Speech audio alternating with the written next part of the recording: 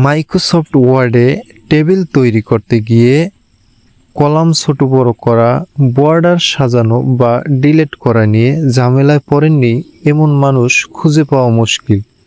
কিন্তু আজকের পর থেকে টেবিল নিয়ে আপনার আর কোনো চিন্তাই থাকবে না। চলুন মাত্র কয়েক মিনিটে প্রফেশনাল টেবিল তৈরি করা শিখি। টেবিল নেওয়ার ক্ষেত্রে আমাদের প্রথমে চলে যেতে হবে ইনসাইড থেকে টেবিল অপশনে একটি ক্লিক করার পরে কিন্তু টেবিল যে বক্স আছে সেটি আমার সামনে ওপেন হবে। এখান থেকে আমি কলাম এবং রো নিয়ে একটি টেবিল তৈরি করে নিতে পারবো। আমি 5টি কলাম এবং 5টি রো নিয়ে টেবিলটি তৈরি করলাম। টেবিল তৈরি করার পর আমাদের টেবিলের ভিতরে অনেক কিছু লেখার প্রয়োজন হয়। আপনি চাইলে এভাবে টেবিলের ভিতরে কিছু একটা লিখে নিতে পারেন। আমি লেখাটিকে সিলেক্ট করে যদি কলের মাঝখানে নিতে চাই তাহলে আমার লেআউট থেকে এখানে একটি ক্লিক করলেই কিন্তু মাঝখানে লেখাগুলি চলে যাবে।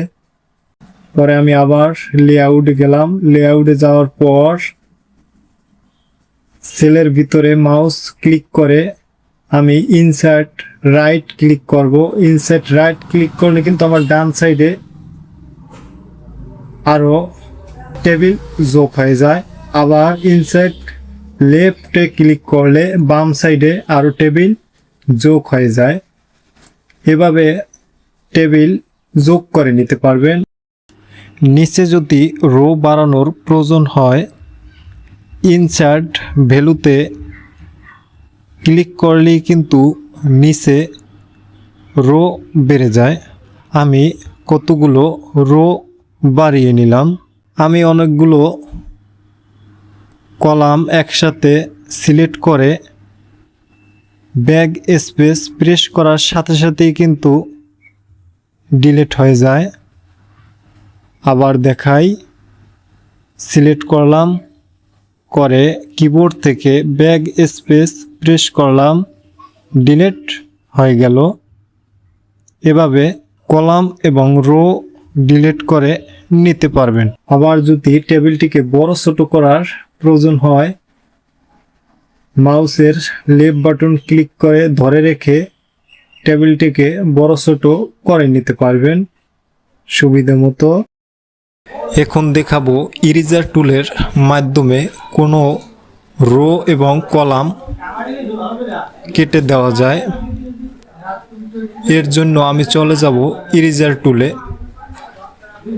ইরেজার টুলে যাওয়ার পরে আমি এই যে একটি রো উপরে ক্লিক করলাম, রোটা কেটে গেল। এরপর ইরেজার টুলের আইকন চলে আসছে। এখন কিন্তু কিছু লেখা যায় না।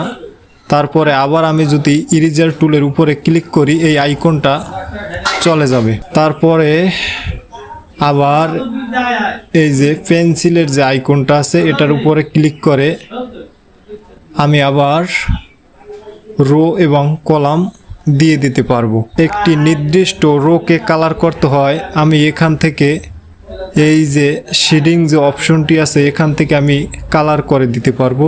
আর আমি যদি শুধু লেখাটাকে কালার করতে চাই তাহলে হোম থেকে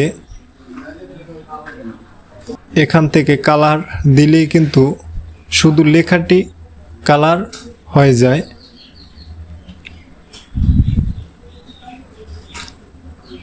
আমি কিছু নাম্বার লিখে দেখাবো কিভাবে এটি এক সাইড করা যায়। আমার লেআউট থেকে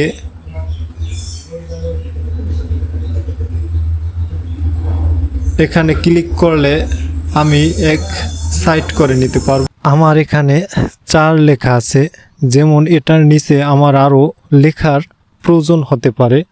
আমি একটি রো বাড়াবো, সেক্ষেত্রে ইনসার্ট ভ্যালুতে একটি ক্লিক করলেই এটার নিচে একটি রো চলে আসবে। আবার যদি সেমভাবে 5-এর নিচে একটি রো বাড়াতে চাই, ইনসার্ট ভ্যালুতে আবার একটি ক্লিক করি দিলেই কিন্তু 5-এর নিচে একটি রো বেড়ে যাবে। এভাবে আমি যত খুশি রো বাড়িয়ে নিতে পারবো। ভিডিওটি ভালো লাগলে অবশ্যই লাইক এবং শেয়ার করবেন। যদি মাইক্রোসফট ওয়ার্ডের আর কোনো বিষয়ের উপর ভিডিও চান তা নিচে কমেন্ট করে জানান।